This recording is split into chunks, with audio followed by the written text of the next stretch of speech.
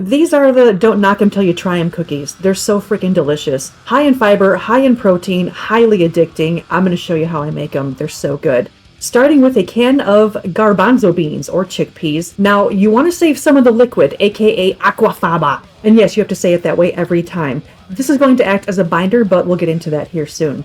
Rinse and drain the rest of the chickpeas and add them to your food processor. Next, we need some peanut butter. I have natural peanut butter. We need half a cup. I'm just kind of eyeballing it. I've done this so many times. To sweeten it, we're using some pure maple syrup, not pancake syrup. You need a half a cup, so pour that in. And make sure you scrape all the edges, get all that goodness in there, because, again, that's the sweetness. Then we're going in with the aquafaba, 1.5 tablespoons to be exact, followed by vanilla. I'm a cheap bastard, so I get the imitation, 1 tablespoon. Any flour will do. I'm using oat flour that I blended up in my blender. Then I'm going in with optional, about 1 full scoop of my protein powder. Baking soda, 1/4 teaspoon.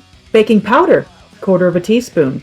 Salt, 1/4 teaspoon. Seriously, could this be any easier? Followed by a little bit of my Ceylon cinnamon. Optional, it just adds something to it. Now blend this up for just a few seconds, get everything incorporated, scrape the sides, you want to get all that goodness in there, and then blend it up until there's roughly no more chunks of the chickpeas left. And then I'm going in with about 1/3 cup of dark chocolate chips, just kind of pulsing it a few times so it breaks them up just a little bit so there's more chocolate in there. Carefully scrape away that deliciousness from the blade, and then boom, cookie sheet. You could use this cookie scooper. I'm lazy, so I have a spoon and a finger. That's it. This makes about 20 cookies, and they all turned out so good. You're going to bring these over to your oven that's been preheated at 350, and you're going to bake them for 12 minutes.